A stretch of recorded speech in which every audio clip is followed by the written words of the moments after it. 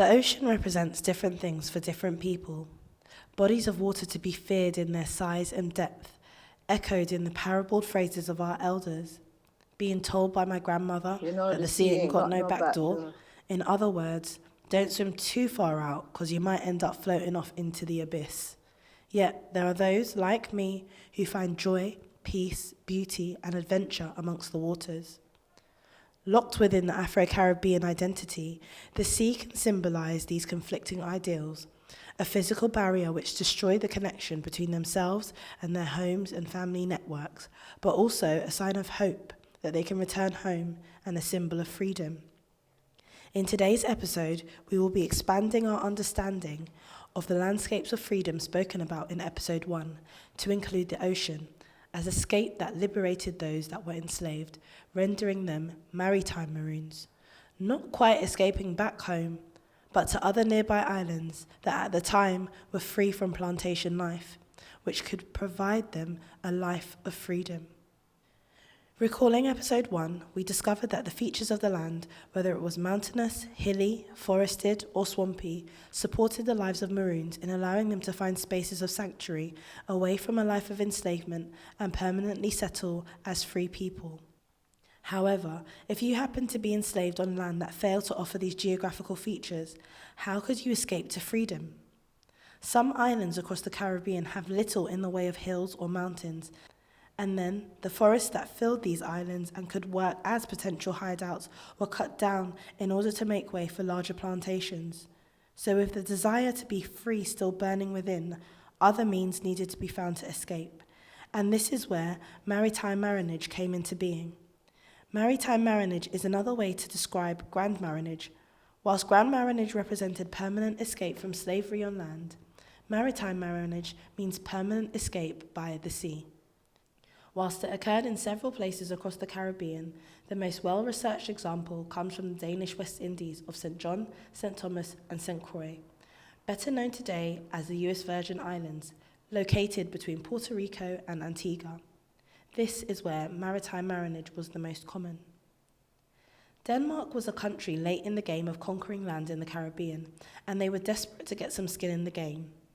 They took possession of the islands of St. John, St. Thomas and St. Croix between 1671 and 1733, with St. Croix being the last to be bought from the French. The island of St. Croix was the most favourable for the Danes to grow the profitable sugar crop that was creating fortunes for colonial powers across the Caribbean. St. Croix is the largest of the 3 islands at 84 square miles and is very flat with clay soil, making it ideal to create a sugar plantation system, unlike St. Thomas and St. John.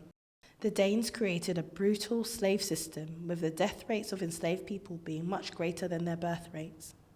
The island did have some hilly, forested regions which did create a classic Maroon space. This was known as Maroonburg, and it was located in the northwest of the island, but the Danes meant business when they wanted to establish their sugar plantations.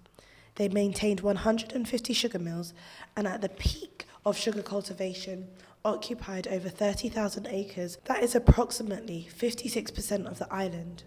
This meant that safe forested spaces were lost very quickly and were replaced by sugarcane.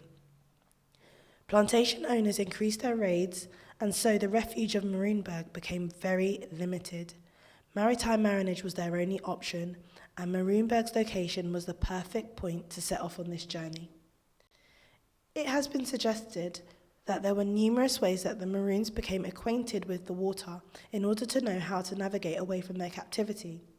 As enslaved people, they were often required to transport goods between the 3 islands, as well as get products from the various markets on the islands.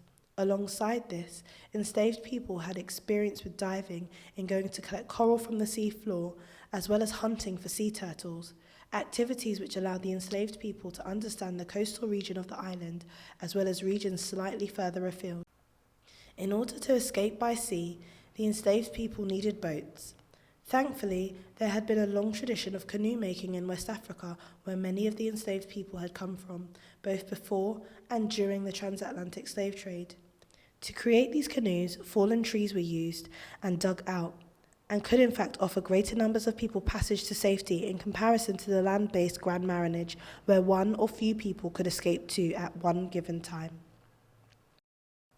What worked in favour of the enslaved people turned Maroons escaping was the fact that the region benefited from favourable trade winds.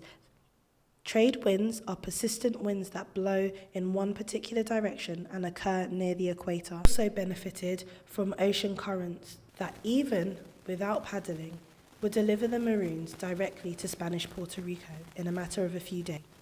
By the new Maroons, as the Spanish government had favourable laws in place that would mean the Maroons would not have to return to slavery. For one, the Maroons had to convert to Catholicism, and they also had to pledge their allegiance to Spain, which many did. Spain didn't necessarily do this with clean intentions, but they also wanted to gather intel on other colonial powers. One factor that worked against travel by sea was the yearly hurricane season, which would render the sea too dangerous to travel. And so, through ocean research conducted by Jason Donovan, it has been suggested that the Maroons would have travelled just before or just after the hurricane season, as winds and ocean currents would deliver them directly to northern Puerto Rico near the capital San Juan. The densest concentration of Maroon settlement can be found. This maritime marinage was only possible until Puerto Rico began to turn into a plantation society and too received and used enslaved African people. He said that the sea itself offered freedom to people to escape the harsh realities of slavery and find peace where the ills of the slave trade hadn't touched. Its negative symbolism is dispelled yet again by its ability to provide escape and deliver individuals to spaces that meant freedom from pain and harm. I hope that you've enjoyed today's video. Comment, like, subscribe, and share this with someone who wants